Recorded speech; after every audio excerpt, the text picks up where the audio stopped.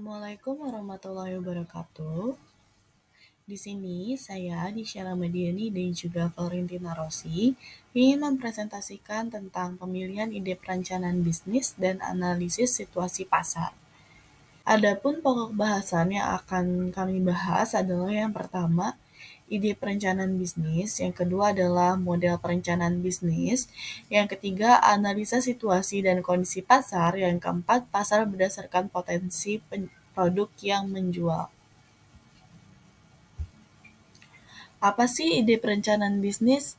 Ide perencanaan bisnis adalah pertimbangan ide bisnis yang marketable atau bisa diimplementasikan dengan mempertimbangkan waktu, ketersediaan sumber daya untuk praktek bisnis. Ide bisnis berdasarkan yang pertama adalah pengalaman atau searching di internet. Yang kedua, survei lapangan. Yang ketiga adalah inovasi atau modifikasi dari bisnis yang ada di sekitar. Model bisnis. Bisnis model adalah konsep dasar dari sebuah usaha agar bisa meraih keuntungan. Secara sederhana, model bisnis dapat digambarkan menjadi 3 bagian. Yang pertama, ada jenis produk, strategi pemasaran, dan juga strategi harga. Manfaat dari model bisnis. Model bisnis panduan untuk yang pertama adalah memahami bagaimana mekanika perusahaan bekerja. Yang kedua adalah gambaran mengenai nilai atau value yang dihasilkan perusahaan.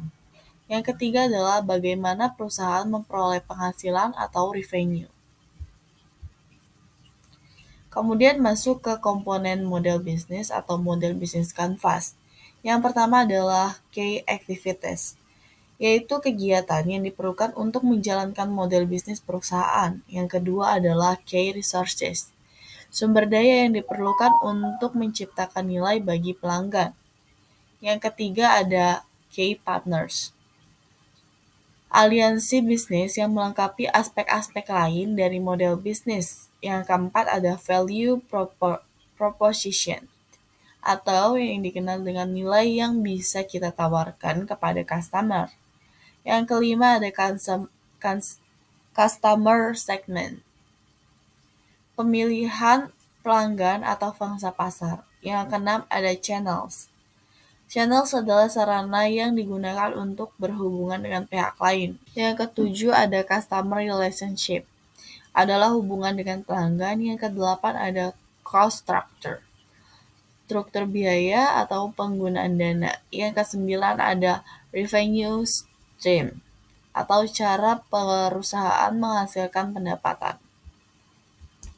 Kemudian di sini ada contoh the business model canvas yang ada pada perusahaan Gojek. Ada key partners-nya, ada key activities-nya, ada key resources-nya, ada value proposition-nya, ada customer relationship-nya, ada channels, ada customer segment, ada cost structure, dan juga revenue stream. Menurut Osterwalder dan Peters tahun 2009 juga menjelaskan beberapa karakteristik cost structure, yaitu yang pertama adalah fixed cost. Fixed cost adalah biaya yang tetap yang tidak dipengaruhi oleh volume produksi. Yang kedua adalah variable cost. Variable cost adalah biaya yang berubah-ubah sesuai dengan volume produksi. Kemudian strategi dari cost structures. Yang pertama adalah economies of scale. Economies of scale adalah keuntungan biaya yang bisa didapatkan seiring dengan pertambahan volume produksi. Dengan bertambahnya volume produksi, maka cost per unit menjadi turun. Yang kedua ada economies of scope. Economies of scope adalah keuntungan biaya yang bisa didapatkan seiring dengan pertambahan scope operasi atau jenis produk. Dengan bertambahnya skop operasi atau jenis produk dengan sharing resources, maka cost per unit menjadi turun. Kemudian kita masuk ke analisis situasi dan kondisi pasar, yang bisa dilihat dari yang pertama ada SWOT analysis, yang kedua ada Porter's Five Force analysis, yang ketiga adalah Pestle analysis. Apakah SWOT analysis itu? SWOT analysis adalah merupakan metode perencanaan strategis yang digunakan untuk mengevaluasi kekuatan atau strength, kelemahan atau weakness, peluang atau opportunities, dan ancaman atau threat dalam suatu proyek, bisnis atau perusahaan, atau suatu spekulasi bisnis. Keempat faktor itulah yang membentuk akronim SWOT, strength, weakness, opportunities, and threat. Berikut untuk analisis SWOT.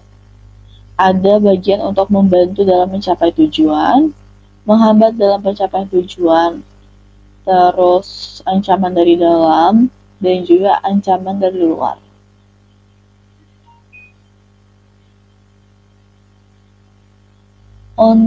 Berikut adalah untuk matriks SWOT-nya. Dapat dilihat dari segi strength, weakness, opportunities, threat.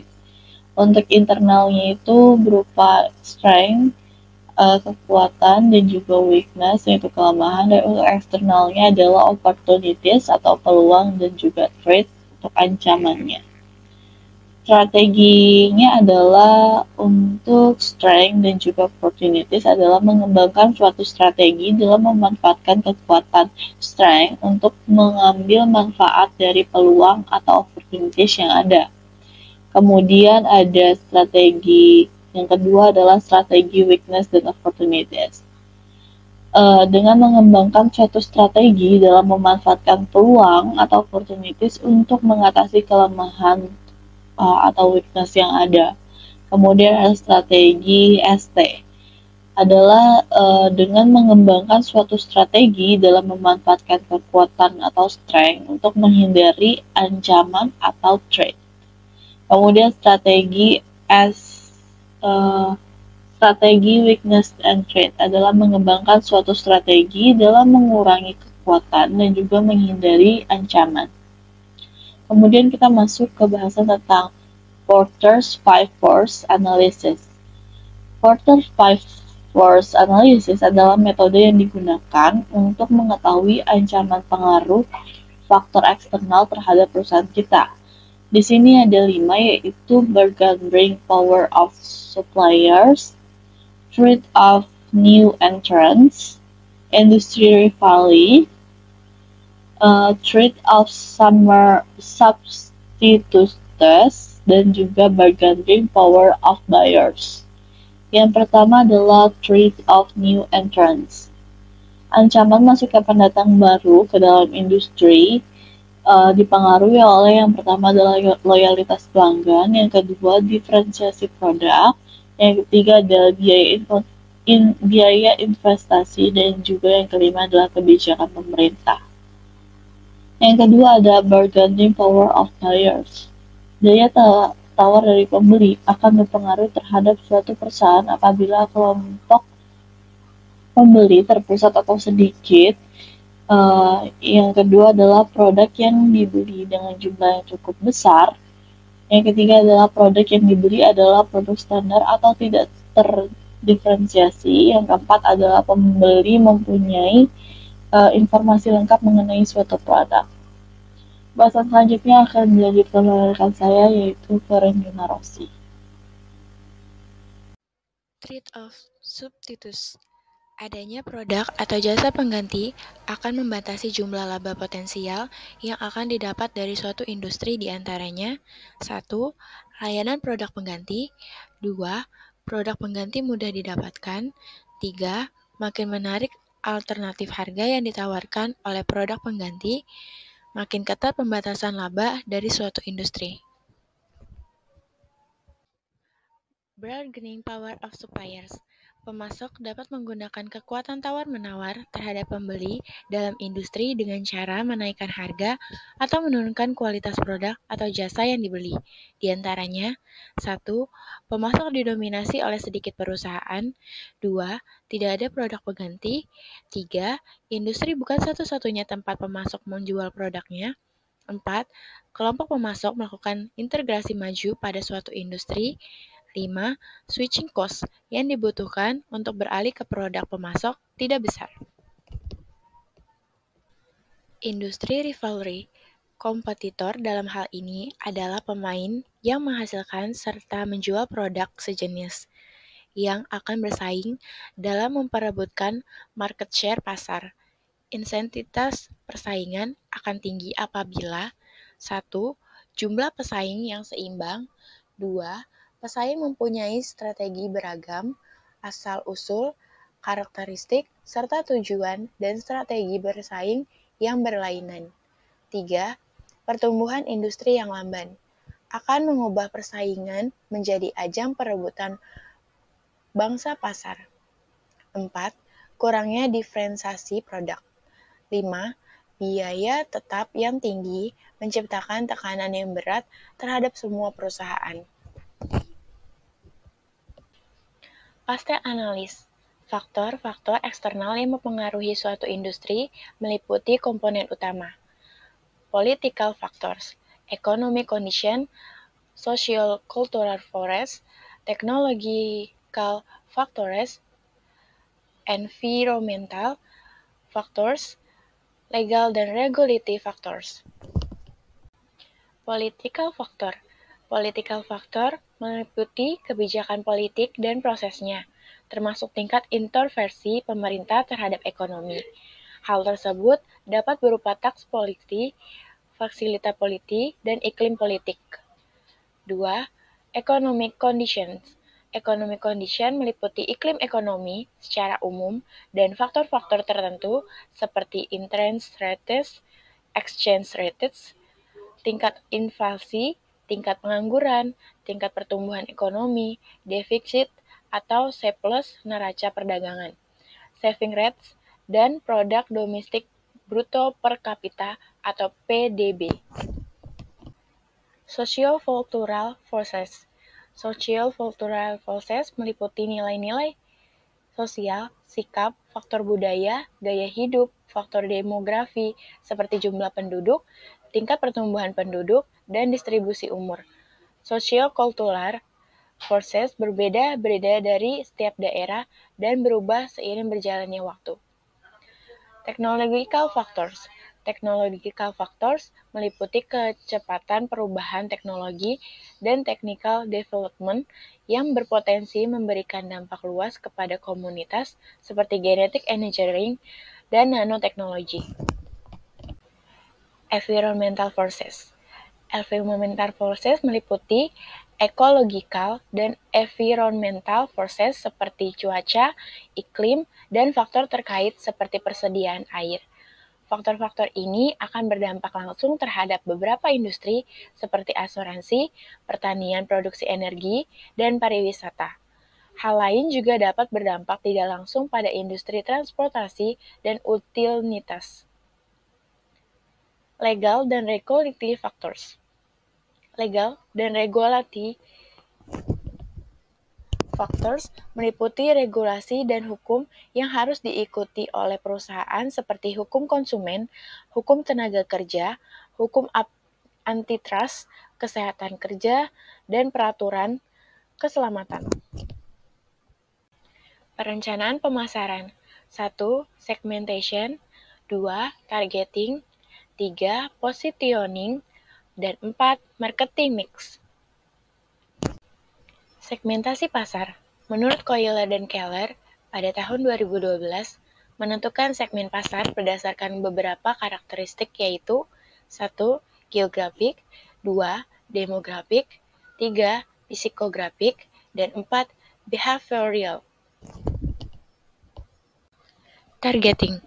Menurut Bayrev dan Zakarasis pada tahun 2011, targeting adalah proses membandingkan segmen pasar yang telah ditentukan, lalu menentukan segmen mana yang menjadi primary target audience, secondary target audience, dan tertiary target audience. Positioning. Positioning merupakan proses yang berkaitan dengan persepsi customer terhadap produk yang dimiliki perusahaan. berkaitan dengan harga, kualitas, kenyamanan, desain produk. Marketing mix.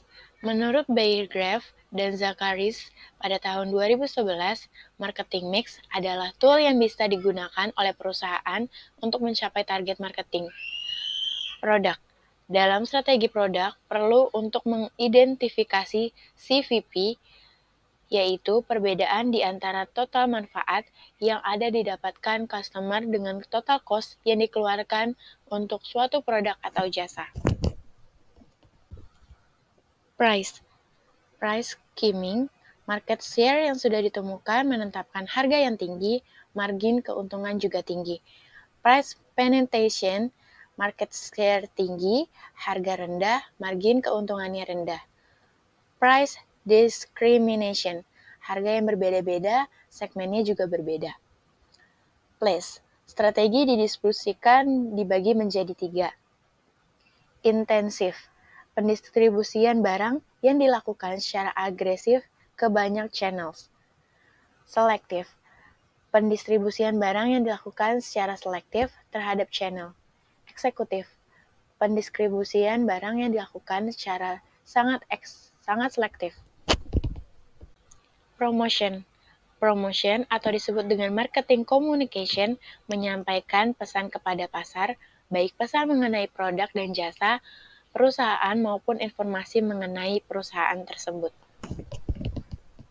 Product life cycle. Pada fase ini, penjualan berkembang lambat dikarenakan produk baru diperkenalkan ke pasar.